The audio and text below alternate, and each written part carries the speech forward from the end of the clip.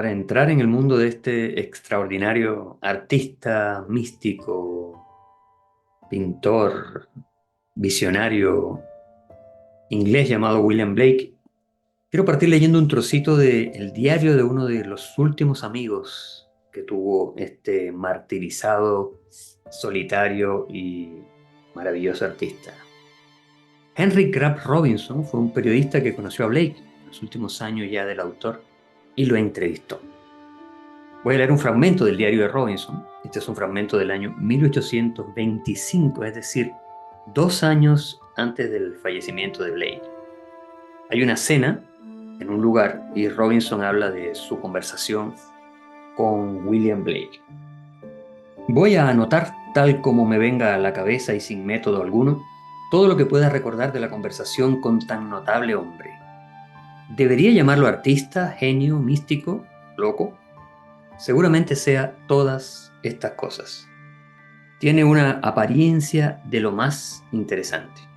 Ya es un anciano, 68 años, pálido y de semblante socrático, con expresión de gran amabilidad, aunque bordeando en la debilidad, salvo cuando la expresividad misma anima sus rasgos. Entonces tiene un aire de inspiración.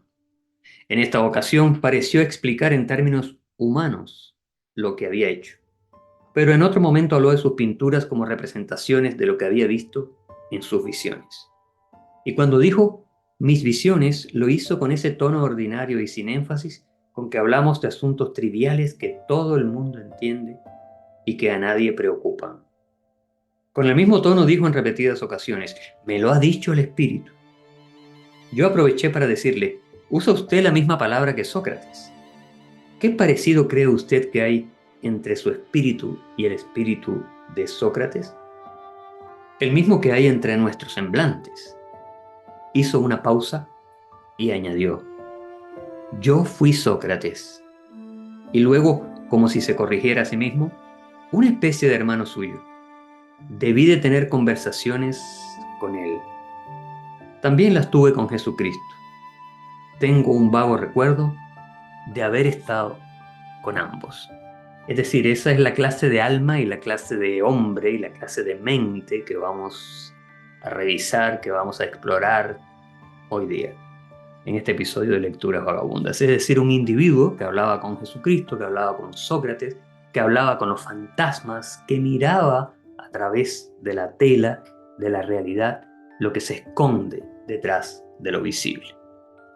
Él nace en 1757 y Patrick Harpur, que hizo la introducción de la maravillosa edición de los libros proféticos de Blake, de la editorial Atalanta, dice algo en esta introducción que prácticamente podría resumir todo lo que se puede llamar la vida visible de Blake. Blake tuvo dos vidas, una visible y una escondida, una vida oculta, una vida secreta.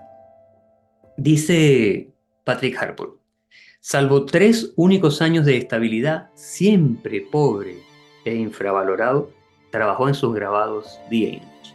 Ahí está la vida, la biografía visible de Blake, lo que todo el mundo puede leer en los libros, lo que puede plasmarse en unas líneas acerca de lo exterior de Blake. Pero detrás de eso está esa vida secreta de William Blake, esa vida que lo convertía en un verdadero visionario del arte, de la mística, de la filosofía, incluso de la religión. Es la vida que él llamaba la vida de la imaginación. La imaginación para Blake era casi como un dios, de hecho era el dios supremo. Cuando era niño, dicen algunos estudios biográficos, cuando era un niño se escapó al campo y vio debajo de un árbol al profeta Ezequiel. Cuando vuelve a casa a contarle a la madre que vio al profeta Ezequiel, por supuesto que la madre no solo no le creyó, sino que lo retó, lo regañó y lo castigó.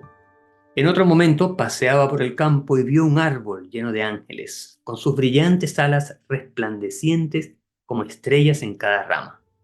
Chesterton, que escribió un muy hermoso libro sobre Blake, decía que los reyes y profetas venían del cielo o del infierno y se sentaban a su lado, pero él los trataba como si fueran actores un tanto problemáticos. tal como si fuera él un psicoanalista de estos reyes y profetas que venían a sentarse a su mesa. Cuando tenía 14 años se inicia en el oficio del grabado como aprendiz. Este oficio sería uno de sus principales, actividades en vida. Y toma contacto con los manuscritos medievales iluminados, manuscritos ilustrados que eran tratados con distintas sustancias, incluida el polvo de oro. Y ahí concibe lo que es el aguafuerte en relieve, la técnica que caracterizaría su gran obra, donde generalmente en las obras llamadas obras ilustradas, el texto tiene una jerarquía distinta a la imagen. Están como ensamblados a posteriori. Sin embargo, en este aguafuerte en relieve, texto e imagen van grabados en la plancha, es decir, aparecen en la misma jerarquía. Es una labor descomunal en esa época, era algo realmente heroico. Pero Blake estaba destinado y estaba conectado con fuerzas que lo llevaban a vencer todos los obstáculos en la persecución de sus metas. Su obra podría calificarse como un antecedente de eso que en el siglo XIX Wagner llamaría la obra de arte total o la obra de arte integral, donde todas las artes se unen en un gran abanico, en una gran espiral de creatividad. Se casa muy joven, a los 25 años, con una mujer, Catherine Boucher, con la cual no tenía nada que ver desde el punto de vista visible, pero Blake, que vivía más allá de lo visible, más allá de las apariencias, se casa con esta mujer que no sabía leer ni escribir, y no solo le enseña a leer, le enseña a escribir, sino que le enseña también a utilizar su prensa de grabado. Y ellos tuvieron una relación verdaderamente en el plano de las esencias, ¿no? Más allá del cuerpo, más allá de la realidad física, una relación podríamos llamar edénica, de comunión creativa y comunión ritual. Cuando cuenta Thomas Booth, que fue dice Chesterton que fue quizás el único mecenas real que tuvo Blake hasta sus últimos días, cuenta Booth que pasó en algún momento frente a la casa de Blake y se encontró a Catherine y a William completamente desnudos leyendo pasajes de El paraíso perdido de John Milton, representando el papel de Adán y Eva. Es decir, vivía realmente Blake lo que leía, ¿no? No pudo dedicarse de joven a su gran sueño, que era grabar sus propias obras, y tuvo que hacer muchos trabajos alimenticios para otros, cosa que lo hacía sufrir bastante, por supuesto. Poner su talento propio al servicio de la obra de otros. Y cerca de los 30 años, allí empezó a asentarse ya, a dar cuerpo a esa gran obra por la que sería conocido y que todavía sorprende a nuestra época, ¿no? En esta época todavía William Blake es un autor sumamente disruptivo, sumamente desafiante, que rompe todos los límites de lo que conocemos como poesía, literatura, creación, pintura, grabado, filosofía, religión, mística. Todo esto está aunado por Blake en un gran abanico de un remolino creativo extraordinario. Los encuentros más importantes de su vida en esta primera etapa son personajes que fueron decisivos, ¿no? En su vida y en su maduración como persona y también como pensador y también como artista. Por ejemplo, el ingeniero de minas Emanuel Swedenborg, ingeniero sueco del que habla mucho Borges, un hombre que conversaba con los ángeles en las cafeterías de Londres y que también vio a Cristo. Y no solo conversaba con los ángeles, sino que dejaba detallados registros de sus conversaciones, ¿no? Las registraba con detalle. Una de las cosas que más llamó la atención de Borges, que Swedenborg retrataba sus encuentros con los ángeles como lo haría un periodista, un reportero del New York Times. Swedenborg fue muy importante, al menos durante un tiempo, para William Blake, y quizás inspiró su rebeldía. Borges dice en algún lugar: las irremediables almas perdidas de Swedenborg prefieren las cavernas y los pantanos al esplendor insoportable del cielo. Es decir, es un rebelde, ¿no? Que prefiere ser libre, como el Satán de Milton, prefiere ser libre en el infierno que estar bajo un yugo en el cielo. Si el alma es inmortal, puede hacer del cielo un infierno y del infierno un cielo, dice el ángel caído en el paraíso perdido de Milton. Por tanto, el cielo y el infierno son estados del alma, son estados interiores. Otra influencia fue Jacob Böhme, el gran místico alemán, que tenía una filosofía basada en lo imaginario, en el poder, el maravilloso poder de la imaginación. Böhme compara el cielo con el interior del hombre, según el modelo de el hombre celeste de la Cábala. Swedenborg decía, todo hombre no es más que una partícula del hombre absoluto. El Adam Kadmon en la Cábala, los 10 céfiros que estructuran el mundo, son miembros de ese primer hombre. Entonces, el Adam Kadmon es un hombre descomunal, pero cada una de sus partes es como un mundo distinto, y estos mundos están conectados. Es decir, el universo tendría finalmente la forma de un cuerpo humano, la forma de las formas. Es muy interesante observar que el gigante Albión, que es una de las figuras mitológicas, no hay que olvidar que Blake, aparte de escritor, aparte de grabador, aparte de pintor, poeta, fue un gran creador de mitologías. Entonces es impresionante lo que pasa con este registro mitológico de Blake que todavía no se ha estudiado lo suficiente. Entonces en ese registro mitológico aparece este gigante Albión que los miembros del gigante Albión coinciden con la topografía de las Islas Británicas, es decir, las Islas Británicas, cada ciudad, cada región de Gran Bretaña corresponde a un órgano del cuerpo de este gigante Albión. Es decir, hay una topografía mágica, ¿no? Inserta como telón de fondo en la mitología creada por Blake. Hay que entender que la imaginación para Blake era prácticamente la facultad más alta del ser humano. Y Jung, en su libro Psicología y Alquimia, se refiere en algún punto de este libro a la imaginatio de los alquimistas para diferenciar este imaginatio de la fantasía. Es decir, la fantasía es cuando se nos ocurren cosas, ¿no? Por ejemplo, alguien crea una obra literaria en base a cosas que se le ocurren, que pueden ser muy fantásticas, pero generalmente detrás de esa ocurrencia, de esa invención, no hay una real labor de transformación interior. En cambio, la imaginatio, dice Jung en Psicología y Alquimia, corresponde a otro estado de cosas. Es un proceso de activación de imágenes y contenidos que ya están dentro de nosotros. Nosotros tenemos en la estructura, en los estratos de nuestra psiquis y de nuestro ser anímico, tenemos ya dioses, mundos, universos que están esperando para ser activados y pasar al universo o al mundo o al orbe de la realidad. Y en ese proceso de activación ocurre la experiencia visionaria. Blake estaría, por tanto, dentro de este orden de los alquimistas, señala Jung en su maravilloso libro Psicología y Alquimia. Es decir, la imaginatio de Jung, la imaginatio alquímica, corresponde a lo que Blake llama la fantasía visionaria. Está Nicolás de Cusa, también un filósofo del siglo XV y cardenal, que dice que cuando el intelecto desborda la razón surge una visión en la cual los contrarios se unen y alcanzamos la experiencia mística. Nicolás de Cusa también podría ser uno de los precursores de esta fantasía visionaria de William Blake. Esa unión de los contrarios, esa coincidencia de los opuestos, ese pensamiento paradojal es muy propia de Blake y está en su ADN como creador. Hay uno de los símbolos más importantes de su mitología que es Ursona, y Ursona es la unidad primera, que se rompe, ¿no? Como el huevo órfico, se rompe, y para recuperarla Blake tiene que descoyuntar el universo entero, tiene que ir como Jesús en el gran poema gnóstico Pistis Sophia, atravesando todos los cielos para rescatar a Sofía, a la luz encadenada, ¿no?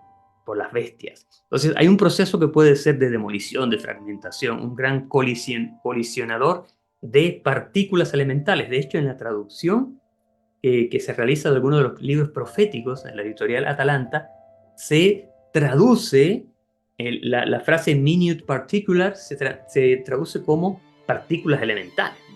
Hay un fragmento muy hermoso que dice: temiendo que Albión volviese la espalda a la divina visión, los tomó su globo de fuego para escudriñar los interiores del seno de Albión, con todos los terrores de la amistad, entrando en las cavernas, buscó en vano, cerrado, a lo ínfimo, caminó con dificultad. Esto está en el poema Jerusalén. Son verdaderamente visiones fantasmagóricas, visiones de una riqueza imaginativa tremenda, que bien podrían llevarse al cine en algún momento, aunque tendría que ser un cineasta de la talla de David Lynch, me parece, ¿no?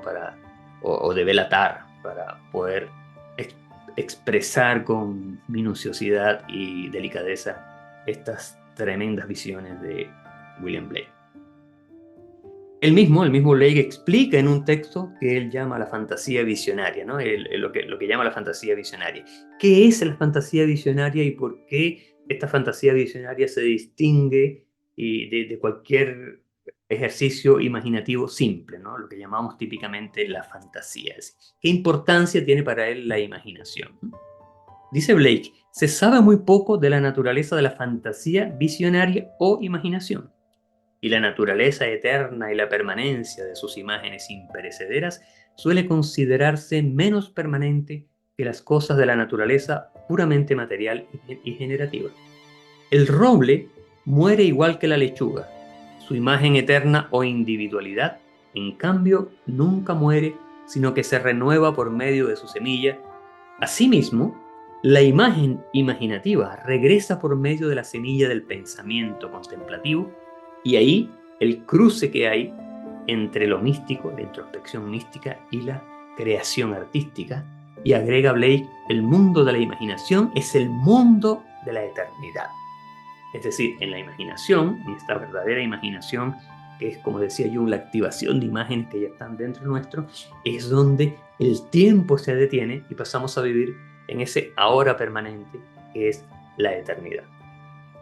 En una de sus grandes obras, que ya leímos un trocito, Jerusalén, quizás la más hermosa y delirante creación de William Blake, hay otro fragmento que esclarece este alto rango que daba nuestro artista a la imaginación en su concepción del mundo, que es una concepción holística, una concepción llena de mosaicos, construida a la manera de un vitral holográfico con muchos niveles que se interconectan y se interpenetran. Dice Blake, todas las cosas o entidades son seres humanos en la eternidad. Los ríos, las montañas, las ciudades y pueblos. Y si tú entras en su interior, te vuelves cielo y tierra, al igual que tú albergas en tu interior el cielo y la tierra y todo lo que percibes. Y aunque parece que está en el exterior, está en realidad en el interior, en tu imaginación, de la que este mundo mortal no es más que una sombra. Aquí ya podemos avisorar al Blake poeta en el sentido no solamente de escribir versos, sino de generar mundos a través del lenguaje filosófico, de la metáfora profunda, dúctil, maleable, que va conectando opuestos, va como realizando una intermezcla de materiales para finalmente llevarnos a un nivel de pensamiento y de sensibilidad superior. En Blake, en cada uno de sus poemas proféticos, de sus libros proféticos y sus grandes cantos, está también inserto este problema de la doble mirada, de lo que significa mirar hacia afuera y lo que significa mirar hacia adentro, porque es la visión doble lo que mis ojos captan, la misma visión doble que siempre me acompaña, con el ojo de afuera un cardo en el camino, con el ojo de adentro un hombre envejecido. Esto escribe en el 22 de noviembre de 1802 William Blake, a quien, ya lo dijimos hace un rato, fue quizás su único mecenas verdaderamente fiel, el que comprendía en realidad la grandeza de Blake como artista, es decir, Thomas Booth. Henri Corbin, otro gran investigador moderno, que ha acuñado un término que a mí me parece muy preciso para decir quién fue William Blake. Corbin acuña este término que es visionario de los ojos de fuego. Él dice que hay que explicitar la visión gnóstica del mundo de los visionarios de ojos de fuego. Recordemos que el gnosticismo fue un movimiento paralelo en la historia del cristianismo. Está el cristianismo oficial y después el cristianismo gnóstico. El cristianismo gnóstico era el cristianismo rebelde. Los gnósticos no no creían en el valor de los intermediarios para llegar a la divinidad. Si Dios está dentro de nosotros, si Dios interpenetra el universo, entonces está en cada rincón del universo. No necesitamos un sacerdote, no necesitamos un intermediario para llegar a él, ¿no? Que es la visión casi opuesta a una sección extrema del cristianismo como es el Opus Dei, cuando en el libro Camino, Escrivá de Balaguer dice que amar a Dios y no amar al sacerdote es imposible, es un contrasentido. Es exactamente lo contrario de lo que estos rebeldes gnósticos buscaban. Para ellos Dios estaba dentro nuestro. De hecho, Dios está en cada gesto creativo. Por eso proliferaron tanto los evangelios, creados por múltiples poetas, múltiples artistas gnósticos, porque solamente el hecho de generar un acto creativo ya indica, es una señal, es una huella de la presencia de la divinidad. Entonces dice Corbán que hay que explicitar, primero que Blake es un gnóstico, ¿no? La imaginación es un mundo perfecto, en un dualismo casi platónico, la imaginación es un mundo perfecto donde el ser humano realmente encuentra su ser, y el mundo material es solo la sombra, ¿no? Una sombra quizás envenenada por un demiurgo satánico, ¿no? Por un demiurgo, un principio del mal. Esa dualidad también es muy gnóstica. Y en esa categoría ilustre de los visionarios de ojos de fuego, Henry Corbin sitúa a el poeta inglés Wordsworth, al poeta alemán Goethe y a William Blake.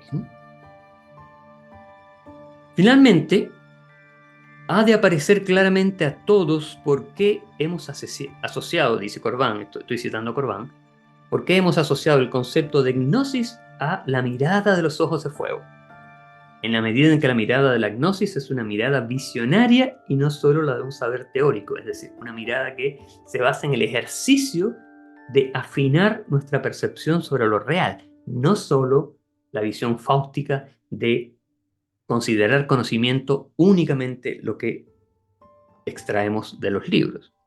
Es decir, en ese sentido, en la medida en que la mirada de la gnosis es una mirada visionaria y no solo un saber teórico, la mirada de estos grandes profetas, de estos grandes visionarios de los ojos de fuego, se vincula con la de los grandes profetas del pasado, los profetas bíblicos, por ejemplo. Abrir los ojos de fuego, termina diciendo Corbin, es trascender toda falsa y vana oposición entre creer y saber, entre el pensamiento y el ser, entre el conocimiento y el amor, entre el Dios de los profetas y el Dios de los filósofos. Entonces, aquí se puede conversar largamente sobre este tema de la mirada, ¿no? De los distintos tipos de mirada. Jung decía también en algún momento, Jung, que tenía una raigambre gnóstica importante. De hecho, él usaba un anillo que era la gema gnóstica. Y tiene algunos textos que intentan imitar los textos de los escritores del gnosticismo, de los sabios y místicos del gnosticismo. Jung decía, el que mira hacia afuera sueña, y el que mira hacia adentro despierta. Es decir, solo la mirada interior es portadora de la luz de la realización.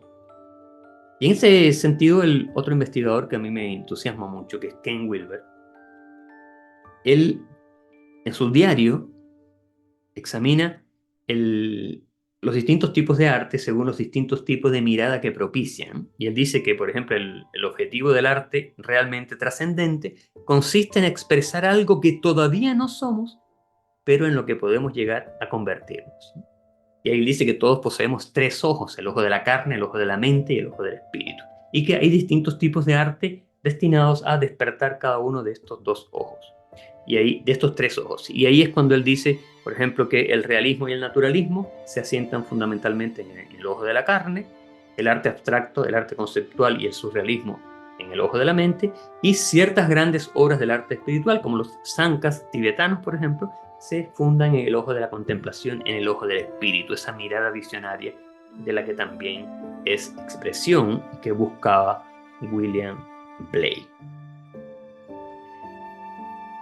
Veremos luego cómo el Blake lucha, uno de sus grandes combates era por la creación de esa nueva mirada, de esa mirada fresca sobre lo real. Quizás creó una obra para la cual todavía en su época no había una mirada, ¿no? Lo que pasa con la obra de Beethoven. Beethoven creó una música para la cual el oído de su época todavía no estaba preparado. En 1810, en un manifiesto, uno de sus verdaderos manifiestos artísticos llamado Visión del Juicio Final, dice Blake: ¿acaso cuando sale el sol no ves un disco redondo de fuego parecido a una moneda de una guinea? Oh, no, no, no. Lo que veo es una hueste innumerable de criaturas celestiales que canta: Santo, Santo, Santo es el Señor, Dios Todopoderoso. No tengo ninguna consideración a mi mirada corporal más de la que le tengo a una ventana. Miro a través de ella y no con ella. Es decir, los ojos están para mirar a través de ellos y no con ellos. Esto me recuerda un pasaje que Ouspensky cuenta en uno de sus libros, cuando él va a Egipto y se detiene delante de la esfinge y siente que la mirada de la esfinge lo atraviesa, como si él no fuera real. Y a través de él, la esfinge miraba hacia más allá del tiempo, ¿no? Entonces es ese problema de qué estamos mirando cuando miramos, ¿no? Cuando vemos algo, ¿qué es realmente lo que estamos mirando? ¿Qué vemos? ¿Vemos lo mismo todos los seres humanos o hay maneras de entrenar ciertos niveles de la mirada, ¿no? Ese es un problema filosófico y diría yo estético, muy importante, que está presente a lo largo de toda la búsqueda de Blake. Vamos a seguir ahora dando algunos datos biográficos de Blake, ¿no? Mostrando un poco la atmósfera y el ambiente en el que se desarrolló este extraordinario e inimitable artista, pensador, místico, poeta. Sus obras más conocidas llegan entre el 1788 y 1790. Estamos hablando de sus obras, sus textos poéticos: los cantos de inocencia, el matrimonio del cielo y el infierno, los cantos de experiencia. En estos tres libros aparecen varios de los textos más conocidos de Blake. Y en esta misma época es cuando empieza él a explorar la técnica del aguafuerte en relieve. Vamos a detenernos un poquito en el matrimonio del cielo y el infierno, que es un título además perfectamente gnóstico, ¿no? Esta dualidad del cielo y el infierno allí se juntan e intentan conversar en esta obra de Blake. Hay otro investigador que es uno de los que escribió posiblemente el texto de mitología comparada más alucinante que existe, una verdadera enciclopedia de mitología comparada, Las Máscaras de Dios, en 4 tomos, de Joseph Campbell. Y en algún momento de este libro, especialmente en el volumen número 4, que se llama Mitología Creativa, Joseph Campbell se refiere a la figura del oxímoron, ¿no? Que es una figura del lenguaje que procede de una raíz griega que significa agudamente insensato. Por ejemplo, cuando decimos laboriosa ociosidad, es una contradicción en los términos, es un oxímoron. O cuando decimos amable crueldad, también hay una contradicción a nivel lingüístico. Pero lo que expresa aquí Campbell es que existe otro tipo de oxímoron que podríamos llamar el oxímoron filosófico, que es empleado, es un tipo de lenguaje empleado por los textos religiosos orientales, por ejemplo, los textos del budismo zen, del taoísmo, para ir más allá de los límites del lenguaje, para perforar la frase hacia un nivel no lingüístico de la realidad, es decir, utilizar el lenguaje para hacer explotar el lenguaje y salir a ese lugar donde podemos construir esa mirada nueva sobre la realidad. La realidad ya no es un sistema de opuestos, sino es una tela, ¿no? O como diría un filósofo zen muy bellamente, todo el universo se transforma en arroz cocido. Y entonces podemos meter la mano en cualquier lugar, podemos respirar y todo tiene el sabor de ese arroz cocido, ¿no? Y nada se diferencia de nada porque estamos insertos en la gran fiesta de lo divino. Campbell da en su libro Las Máscaras de Dios varios ejemplos de este oxímoron místico, y es importante porque también menciona a Blake. Dice, por ejemplo, hay un ejemplo que da Campbell que dice: allí no llega la vista, no llega el habla ni el pensamiento. Antes de dar el primer paso se ha alcanzado el objetivo. Antes de mover la lengua el discurso ha terminado.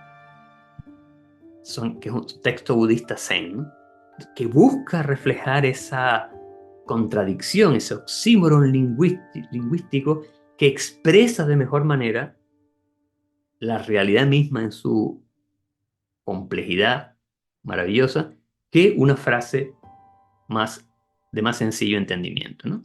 Estos ejemplos de Campbell ya casi que podrían ser aforismos de El matrimonio y del cielo y el infierno de William Blake. Campbell se refiere también a lo que él llama el discurso anagógico, ¿no? De un verbo griego que significa conducir hacia arriba, porque apunta más allá de sí mismo, ¿no? Más allá del habla, ¿no? Todo este sistema de pensamiento oriental que está contenido en un término hermoso que es la sabiduría de la otra orilla.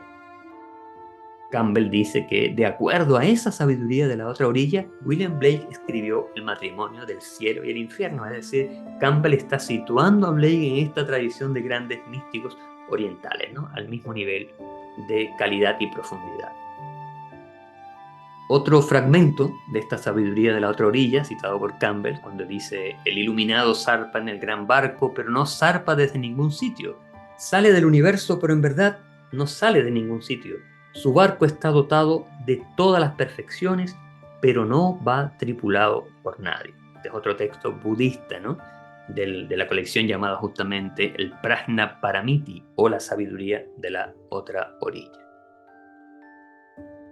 Entonces, ¿qué tiene El matrimonio del cielo y el infierno, esta obra capital de Blake, que lo hace tan especial para que Campbell, un mitólogo de la categoría de Joseph Campbell, sitúe a Blake dentro de esta tradición de autores, ¿no? Más bien alejados de la literatura y del pensamiento occidental, que está en una tradición mística, paralela a la tradición literaria o filosófica? Bueno, en la edición visor de El matrimonio del cielo y el infierno y los cantos de inocencia y experiencia, hay algunos fragmentos que me gustaría compartir porque tienen para ver cómo Blake dialoga, estos aforismos, estos fragmentos dialogan con estos ejemplos que hemos revisado del libro de Campbell. Por ejemplo, en una de sus visiones memorables, dice, en Matrimonio del cielo y el infierno, dice: mientras caminaba entre las llamas del infierno, recogí algunos de sus proverbios. Él visita el infierno, pensando que como los dichos de una nación marcan su carácter, del mismo modo los proverbios del infierno muestran la naturaleza de la infernal sabiduría mejor que cualquier descripción de edificios o vestiduras. Al volver a mi casa sobre el abismo de los 5 sentidos, vi un inmenso demonio envuelto en negras nubes, aleteando sobre las paredes de la roca. Con corrosivas llamas escribió la siguiente sentencia, percibida ahora por las mentes de los hombres y seguida por ellos en la tierra. ¿Acaso no sabes que cada pájaro que hiende de los aires es un inmenso mundo de deleite cerrado por tus 5 sentidos? Es un inmenso mundo de deleite cerrado por tus 5 sentidos. Esa pregunta está en el mismo orden de los textos que cita Joseph Campbell, ¿no? Al igual que algunos de los proverbios del infierno, que son muy conocidos, ya pertenecen prácticamente al corazón de la cultura popular. El camino del exceso lleva al palacio de la sabiduría, o las horas de la locura son medidas por el reloj, pero las horas de la sabiduría no puede medirlas reloj alguno. Y uno que ha influido en la cultura pop, en la música, la filosofía, la contracultura, la pintura, ¿no? Que cuando las puertas de la percepción realmente se abran, el ser humano conocerá la realidad tal como es, el mundo tal como es, infinito. Es esta idea también de que que está ya en el Tao Te Ching. En el Tao Te Ching se dice que los cinco colores ciegan los ojos del hombre, los 5 sonidos ensordecen los oídos del hombre. Es decir, que el exceso de estímulos es una trampa para nuestra percepción.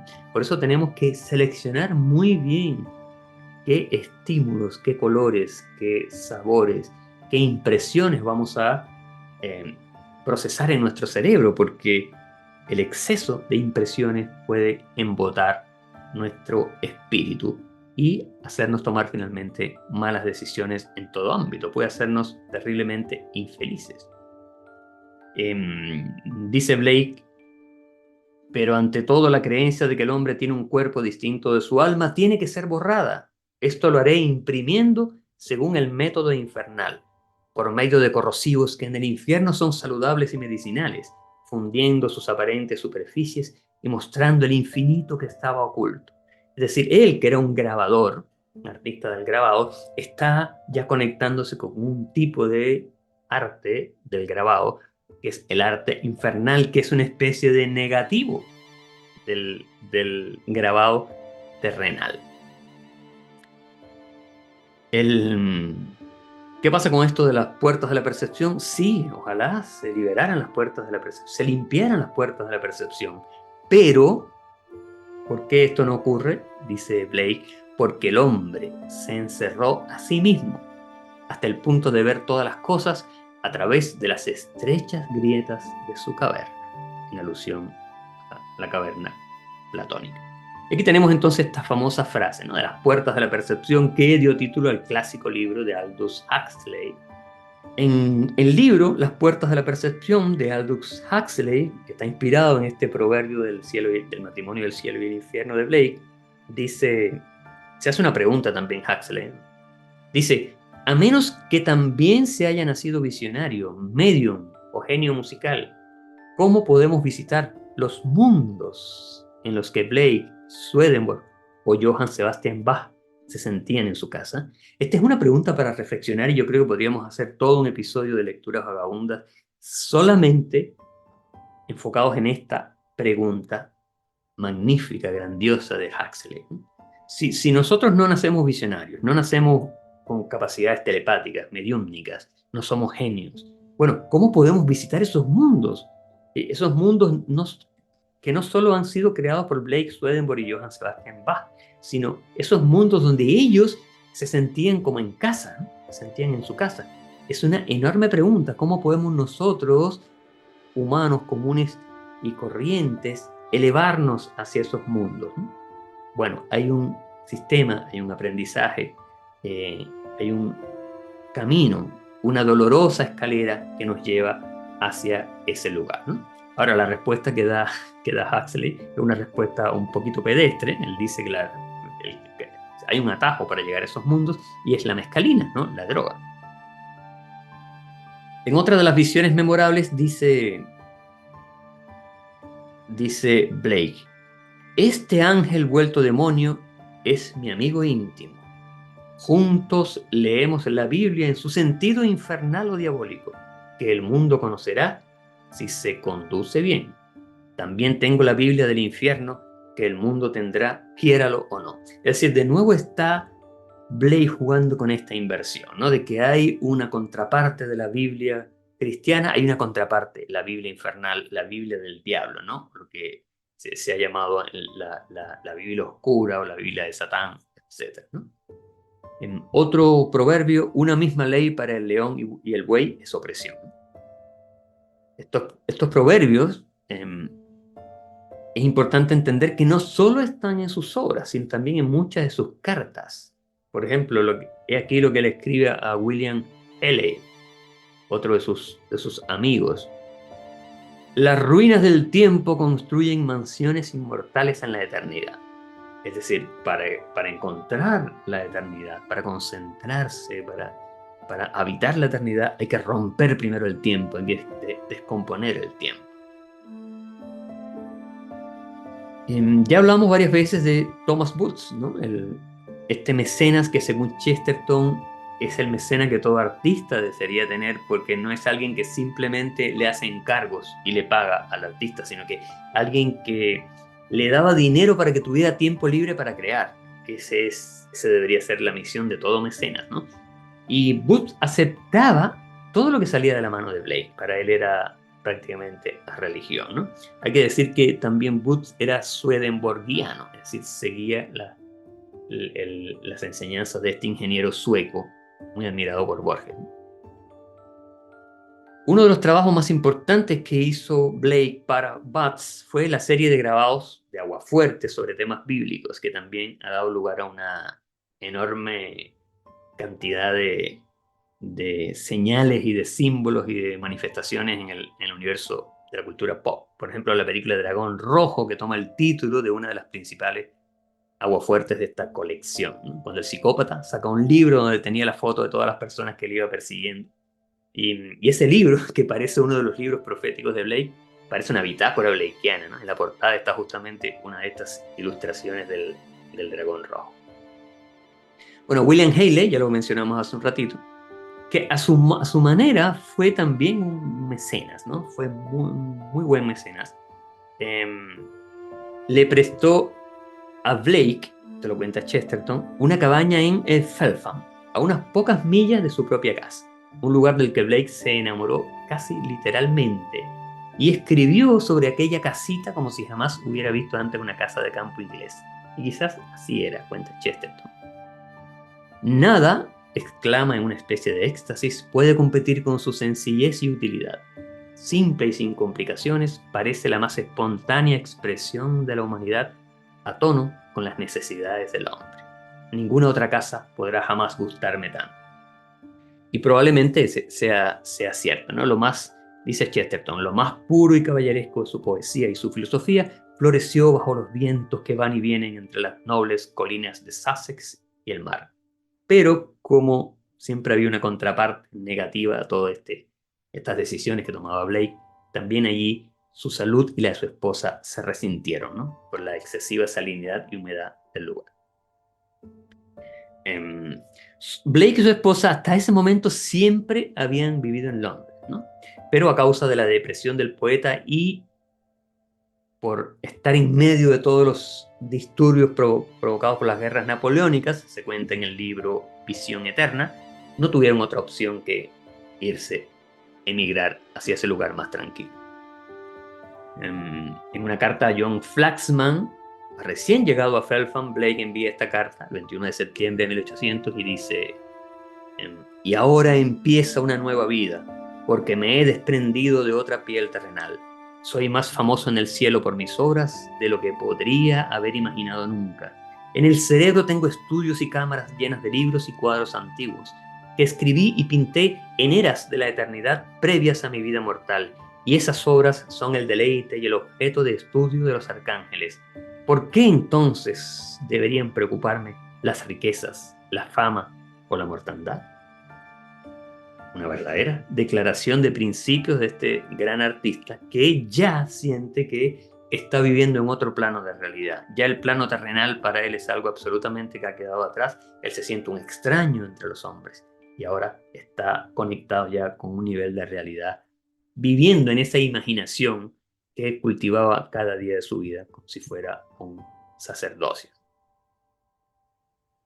En una carta a su mecenas y amigo Thomas Boots, del 11 de septiembre de 1801, escribe: trabajo sin cesar, pero no consigo ni la mitad de lo que intento porque mi fantasía abstracta se me lleva a menudo mientras estoy trabajando y me transporta por montañas y valles que no son reales a una tierra de abstracción por donde deambulan los espectros de los muertos.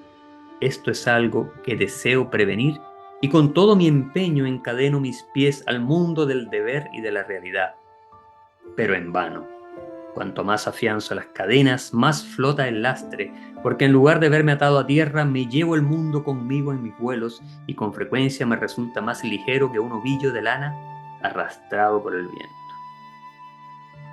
Son construcciones poéticas notables, pero además la declaración, la confesión de un alma torturada por esta contradicción entre su modo de ver un mundo ideal, este mundo visionario, y el día a día de una vida encarnada, de una vida llena de comprobaciones y misiones que le costaba mucho cumplir y comprender. Es allí, en Feltham, justamente donde dice Harpur que pasó los 3 únicos años realmente tranquilos de su vida. Y ahí también esta capacidad que tenía de ver entre las grietas de lo real y comunicarse con los espíritus y comunicarse con los profetas y con los muertos, bueno, se desborda, ¿no? Porque él estaba de algún modo relajado, estaba tranquilo como le ocurrió a Rilke también en el castillo de Duino, ¿no? Cuando Rilke se paseaba por los acantilados y de repente escucha una voz que lo llama en medio de la tormenta y ahí entonces anota el embrión de su famosa elegía: ¿quién si yo gritara me escucharía entre las órdenes angélicas. Ahí se activa esta red neural por defecto en un ambiente de no intencionalidad, donde justamente aparecen las grandes ideas. Y curiosamente, ambos lugares, el Duino de Rilke y el Feltham de Blake, estaban cerca del mar. Dice Cristóbal Serra en un libro muy hermoso que yo siempre recomiendo, ¿no? Que es un pequeño diccionario de William Blake, hecho con mucho cariño, con mucha dedicación y mucha lucidez. Dice allí Serra que en Feltham William Blake asiste a los funerales de un hada. Estas son las palabras de Serra. En el jardín se le ofreció la visión de unos minúsculos seres que llevaban el cadáver de un hada sobre una hoja de rosa, y cantando la enterraron y se desvanecieron. Era ese nivel de delicadeza también que William Blake siempre tendría para ver en lo infinitamente pequeño la grandiosidad y la belleza más profunda. Los relatos que nos han llegado de algunas de estas visiones hacen suponer que Blake era víctima de alucinación. Más de algunos dicen que Blake estaba loco. Vamos a ver lo que pensaría el gran Alan Moore más adelante en su obra From Hell de esta locura de Blake. Pero él siempre decía que sus visiones eran hijas de la imaginación, ¿no? Y que poseía una facultad común y que esa facultad estaba disponible para cualquiera que estuviera dispuesto a ejercitarla. Chesterton tiene una frase también muy bella a propósito de esta capacidad que tenía Blake de ver en lo pequeño lo grandioso, ¿no? Dice Chesterton: todos los grandes místicos van por el mundo con una lupa, ven cada pulga como un gigante, ¿no? Tal vez como un ogro, y eso es lo que pasa justamente en El espectro de una pulga, una de las obras maestras de William Blake, donde eleva una diminuta pulga a la categoría de un titán. En la página 492 de la obra maestra de Alan Moore, es decir, From Hell, William Gould, uno de los personajes principales, el siniestro Gould que supuestamente está asociado a la figura de Jack el Destripador, luego de ascender hasta la unidad, hasta esa urzona blakeana, desciende sobre la casa de William Blake. Es un pasaje muy conmovedor, y Blake atrapa al vuelo esta imagen y supuestamente con su poder visionario, y sería la inspiración para el famoso dibujo de El espectro de una pulga. En Feltham también compuso otro de sus poemas proféticos más impresionantes, que es Milton. Compuso Milton y Jerusalén, dos de sus grandes poemas proféticos, bajo el dictado de los espíritus, a los que él llamaba autores. Eran sus cómplices creativos que le dictaban desde la eternidad. Y de hecho, acerca de esto, de que sus obras no las escribía él como un simple hombre, sino que tenía esta ayuda de estos seres inmortales, en una carta al doctor Trusler de 1799, él dice acerca de sus propias creaciones, dice: aunque las llame mías, sé que no serán mías, dado que coincido con Milton cuando dice que la musa visita sus sueños y sus despertares y gobierna su canción cuando la mañana enrojece el oriente. Es decir, del más allá del horizonte le venía esa inspiración, ¿no? Uno de los pasajes más tremendos de su creación es la construcción de la famosa Golgonusa, una ciudad espiritual superpuesta a la Londres real, una ciudad espiritual superpuesta a una ciudad material, como un bastión de la imaginación. Dice en algún momento: si no creo mi sistema, me esclavizará el sistema de otro hombre. No razonaré ni compararé, mi tarea es crear. La construcción de la ciudad, de la mística ciudad de Golgonusa, daría también para un programa completo, ¿no?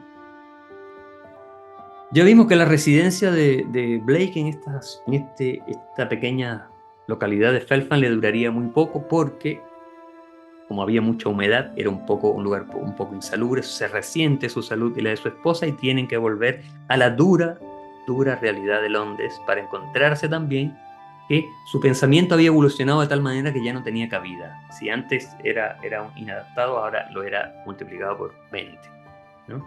Antes era simplemente un inadaptado, ahora era un verdadero monstruo. La única exposición que realizó el artista William Blake en su vida fue en 1809 y era una exposición muy particular. Para empezar, no tuvo, por supuesto, ningún auspiciante, era él solo, se echó a sus espaldas esta gran tarea. Y bueno, la exposición tenía un doble enfoque. Por un lado era una exposición de obras suyas, de grabados y pinturas, pero además incluía una serie de manifiestos estéticos, donde se recogía todo el pensamiento, las ideas de lo que significaba para él el arte, y con estos escritos, que él mismo además repartía de mano en mano en la exposición, él pensaba vengarse, iluso Blake, de todos aquellos que representaban el arte tal como él no lo concebía. El arte acomodaticio, el arte acariciable, el arte hecho solamente para satisfacer a un público. Es decir, un arte al servicio de los poderosos, un arte al servicio de la percepción fácil, un arte fácilmente digerible. Entonces es muy interesante que esta exposición fue, además de exposición artística, fue una declaración de principios estéticos y creativos. Y una declaración de guerra, además de Blake, contra todo el arte de su tiempo. Vale la pena comentar las condiciones en que se dio esta exposición. Como ya dijimos, no hubo ninguna galería, ningún auspiciador dispuesto a recibir los trabajos de Blake, que eran considerados generalmente como demasiado saturados, demasiado barrocos, llenos de detalles, demasiado intensos y demasiado dinámicos para el ojo, ¿no?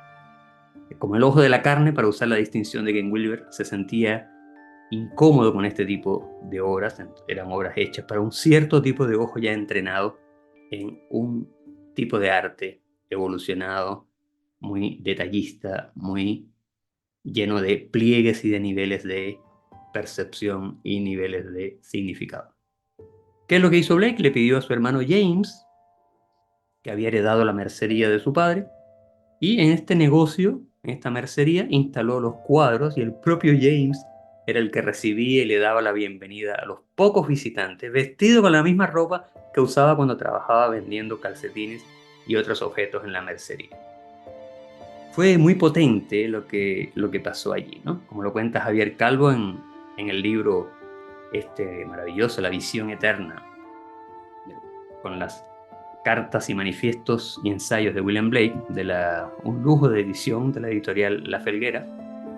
Cuenta que apenas hubo asistentes, no se vendió ni una sola pintura, pese a que la exposición estuvo abierta al público durante meses. Y solo se publicó una reseña crítica. Ahora bien, la reseña en cuestión es de una crueldad para con el pobre Blake increíble, ¿no? Una falta de generosidad, además, y una ceguera en el punto de vista que llega incluso a dar espanto, a dar miedo, ¿no? Uno puede incluso perdonar la ceguera porque el arte de Blake estaba muy adelantado a su época. Pero lo interesante es que, entre otras cosas, llama a Blake, este crítico, un infortunado lunático. Ahora, cuando este crítico lo llama un infortunado lunático, no estaba lejos de la verdad. Ya vimos que en From Hell, esa Biblia del ocultismo, esa Biblia de la Inglaterra victoriana, maravillosamente eh, escrita por Alan Moore, un autor que también puede estar perfectamente en esta tradición blakeana de los visionarios de los ojos de fuego, los poetas cosmogónicos. Dice Alan Moore algo muy hermoso, que los lunáticos son los soldados de la luna, junto a los poetas, los artistas y los hechiceros. Es decir, son los guardianes del lado oscuro, del lado hermoso, del lado sumergido de la existencia. Son los guardianes de la belleza. Y cuando Chesterton se pregunta en su bello ensayo que ya hemos citado varias veces en este programa, ¿estaba loco Blake? Se responde a sí mismo, no sufría de ninguna tara, simplemente estaba en contacto con todas las canciones y todos los aromas del universo. En sus últimos años, como siempre pasa en la vida de un genio, hubo personas jóvenes que se dieron cuenta de quién era esta singularidad creativa este verdadero genio del, sin fronteras que era William Blake, este verdadero agujero negro en el arte británico, en el arte europeo y en el arte en general de su época. Este gran hombre, y con uno de los que frecuentó ese grupo de jóvenes que se reunieron alrededor de Blake en sus últimos años fue justamente Henry Crabb Robinson, de cuyo diario leímos un fragmento al principio del programa. Y además John Linnell, un pintor de la época, que hizo un par de retratos de William Blake, uno de ellos realmente ha quedado en la historia. Allí se recoge ya al hombre cansado, que siente que su cuerpo se está destrozando, se está desmenuzando, pero que su mente y sus visiones están cada vez más llenas de vida. Un hombre que ya estaba listo para entrar en esa eternidad, en ese infinito que tanto había buscado.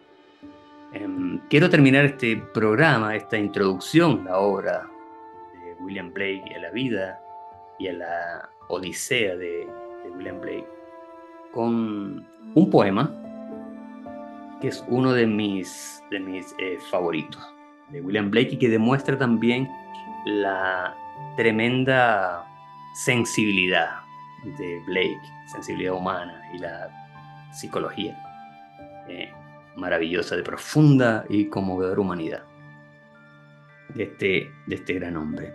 El poema se llama El pequeño vagabundo y dice así: querida madre, qué helada está la iglesia, pero la taberna es reconfortante, agradable y cálida. Además, sé perfectamente dónde me tratan bien, aunque tal trato en el cielo nunca daría resultado.